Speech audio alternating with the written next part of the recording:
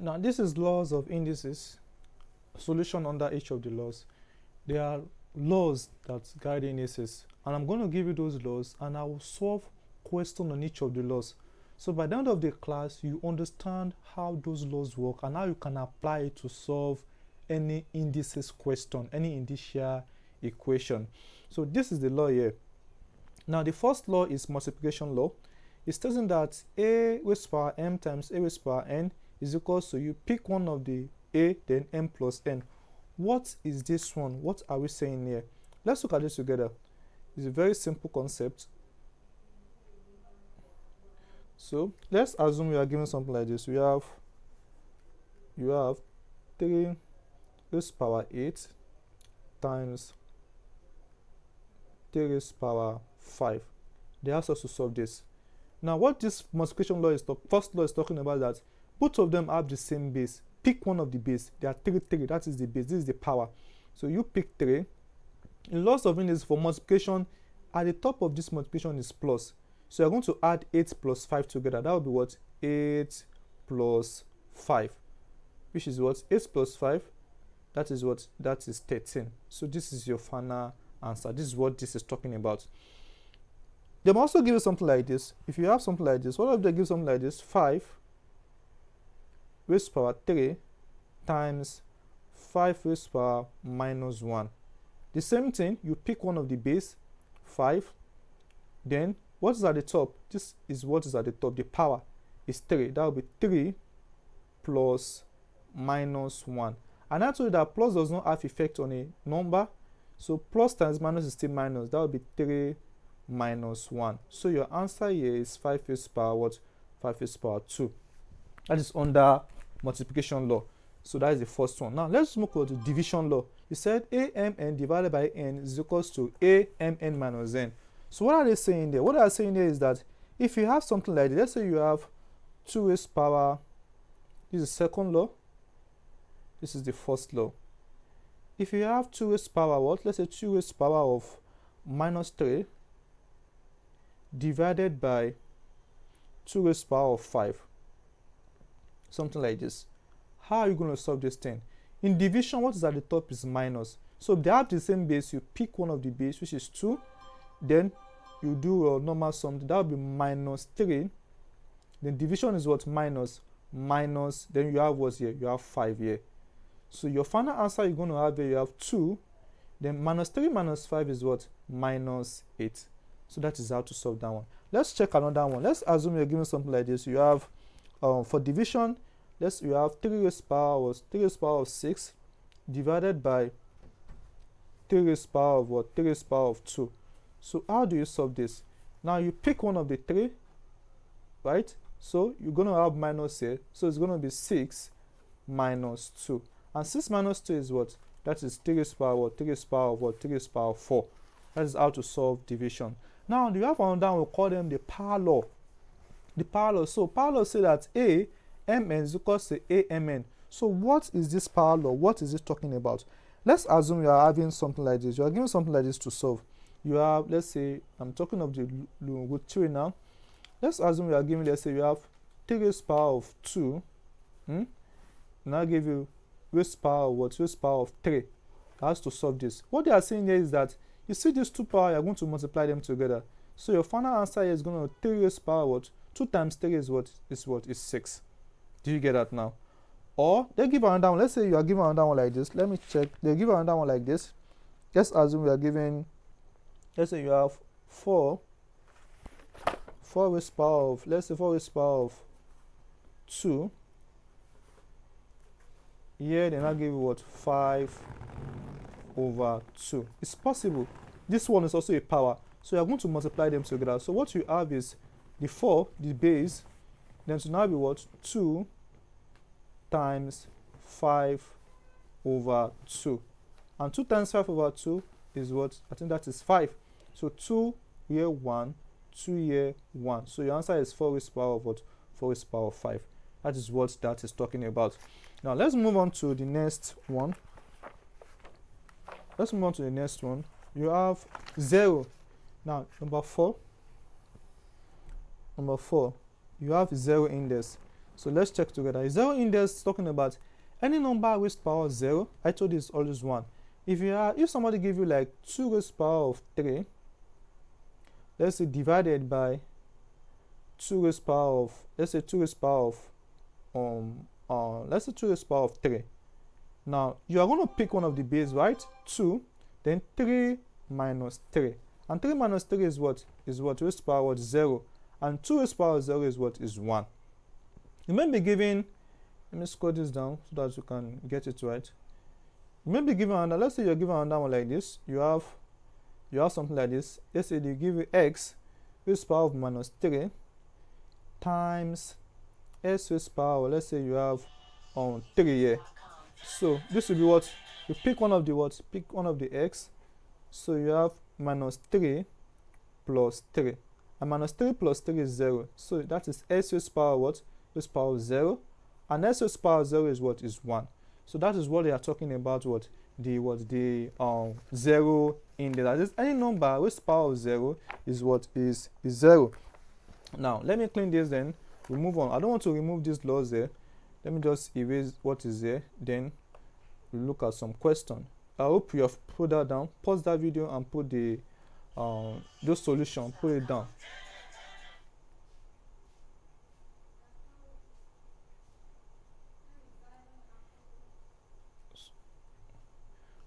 Sorry for delaying you.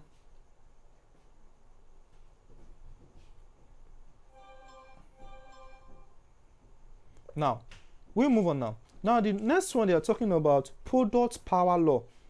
What they are saying here is that if they said, first, let's assume what is here is that, in case you may not see it clearly, it's talking about if you have AB raised power what? Raised power of m equals to A m then B m.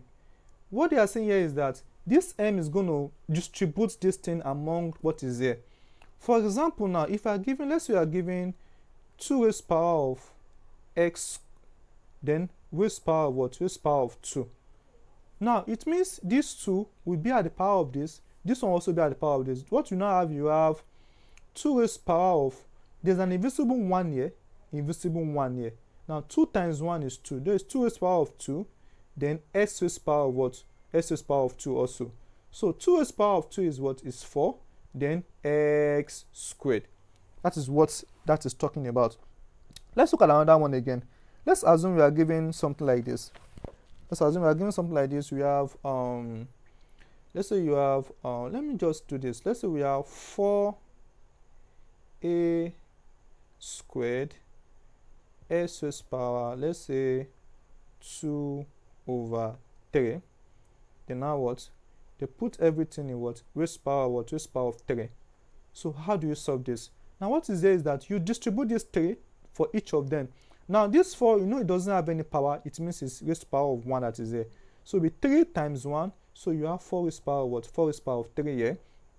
Then this one, a, you write a. Then you know that 2 times 3 for a, it is what? It is 6. That one is done. Then x now, for the x we have 2 over 3 times 3. That's what you have here. And 2 over 3 times 3 is 3 here is 1, 3 here is 1.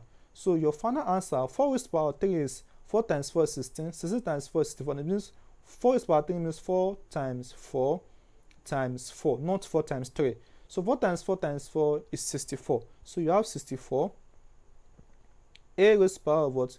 A raised power what? Raised power of 6. Then s raised power what? S raised power what? Raised power of 2. Did you get that? So that is how to solve that one. Now let's move to negative index. So negative index is talking about, if just say they give you a raised power of, this is what is on you may not see it. What does it mean? It means, for example, if you are given some, let's say somebody give you 5 raised power of minus 1. You see this minus, just take it as let me make it easier for you. This is what you do.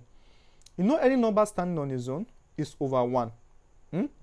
This minus means that change this, what's at the bottom here, let it comes up. What's at the down, what's at the up, let it come down. It means this one will go up, this 5 will come down. What we now have is what? 1 over 5, right? you can now put it in brackets. Now that is what the minus change this thing to. What do you still have? You still have what? You still have 1 here. That is what it means. Now let's assume we have another one. They give you 5 raised to the power of what? Minus 2. How are you going to solve this? The same thing, this minus, not this thing is over 1, right? That would be what? This minus will not turn this one will move up, this 5 will come down. So this is what will happen. This will move up, this will move down, while this will move what? This will move up. So we have 1 over 5. This is what we have. Then what is remaining at the part? The minus has turned this thing to this. So we are left with what? Raised to the power of 2. Now 1 raised to the power of 2 is 1 times 1, that is 1.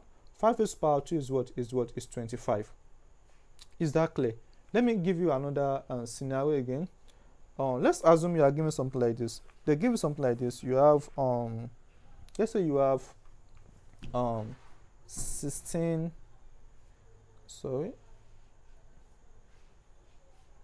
You have 16 over, let's say, over 25.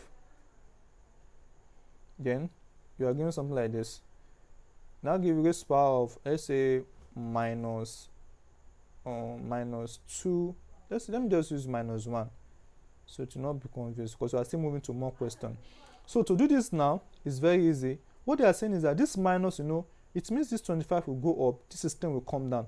So what you have now is what? You have what? 25 over 16. Then everything raised to the power of what? Raised to the power of what? 1. Now 25 raised to the power, anything raised to the power 1 is still the same thing. So it means your final answer is what? 25 over 16. That is that under that one. Now let's move to the root power law. In root power law, this is more complicated, but we will solve something like that also. We are still dealing with laws of indices and question under laws of indices. If you understand these laws of indices, believe me, your background in indices will be very, very strong, and you can tackle any question given to you. Here in WAEG, GCE, JAM, or any other question that you are given. That one is very, very short. So let's look at it together. Why is this one not on the point? Okay, let me clean this side. Sorry.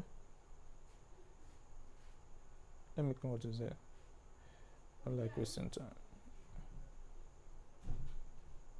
Okay, now we have what they call root power law.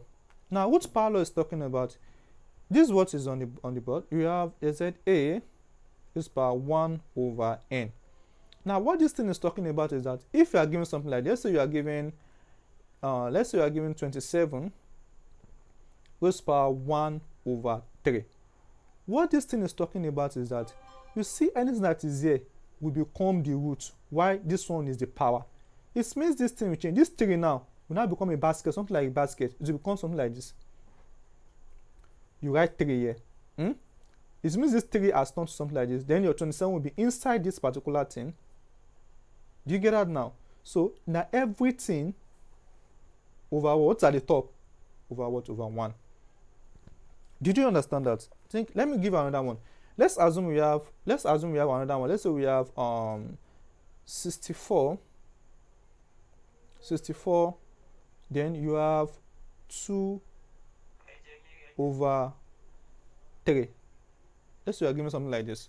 How do you solve this? The same thing I said earlier. This one will move like this. So what you have this 3 will become like a basket to be something like this. Cube root. Then you have what? 64. Then what did you have as the power? As what's at the top now? We have 2 here. So everything raised to the power of what? Raised to the power of 2.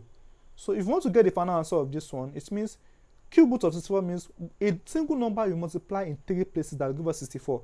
You know it's 4 because you say 4 times 4 times 4 is 64. So a single number that you multiply in 3 that will give us 64 is what? Is 4. So it means cube root of 64 is what? Is 4. And what do you have at the top? You have 2 here. So you have your final answer 4 raised to the power 2 is what? Is 16. Did you get that logic? The same thing applies to the fraction index. So let's look at the fraction index so that you understand better. Let's assume now for the fraction index, we are doing something like this. Somebody gave you something like this. Said you solve this. 27 over, let's say you have 48. now I will make it more complex for you now. You have minus 2 over minus 3 over 2 minus 3 over 2. Now this is what you are given. Now the first thing you have to do is that deal with this minus, the power of minus, deal with it now. The power of minus is talking about, I told you earlier that you take this 48, you take it up, you take 27, you bring it down because of this minus. So initial thing you have here is to now be what? 48 over 27, right? Then you what? You open a bracket. It means this minus, I've turned this into something like this. What will happen is what? 3 over 2. Now you now go back to this thing here. So this thing now we now turn to this square, this what at the bottom now becomes square root. So it will become something like this. So you have 48 over 27, right? Raised power what? Raised power of 3. Now you'll be wondering that, why don't I put 2 here? No, you don't need to put 2 because this thing on its own means 2. So you don't need to put it. Now you might be wondering that, how can I, what number will I multiply together in 2 places? I'll give me 48. I can't get that number. So to me, what you have to do is that you can divide both of them by a single number. When you divide this thing by 3, 48 divided by 3 will give us 16. And 3 divided by 27 will give us 9. You can see that it has now become a perfect square. You can find a number that will multiply into that will give us 16. So what you are left with now, you have what? 16 over 9. Then you put it in a b, then your 3 will still be there. So this one, as square root of 16 means a number you multiply in 2 places that will give us 16, that is 4. And square root of 9, it is what? It is 3. Now you still have what? Your 3 is still at the top. Now your final answer now, let me write it here. It means 4 raised power 3 means 4 times 4 in 3 places. That is 4 times 4 times 4. And 4 times 4 times 4, which is here, it is what? It is 64. So you have 64 over 3 in 3 places, 3 times 3 times 3, that is what? That is 27. So this is your final answer. So this is the laws, basic laws of logarithm. When you the note that are attached to this particular lesson, you see some questions under this thing that you can solve based on the laws of indices. And our next lesson now, we are going to solve some wire question and some basic question which should now give you background knowledge of how to solve indices question. Let's move on.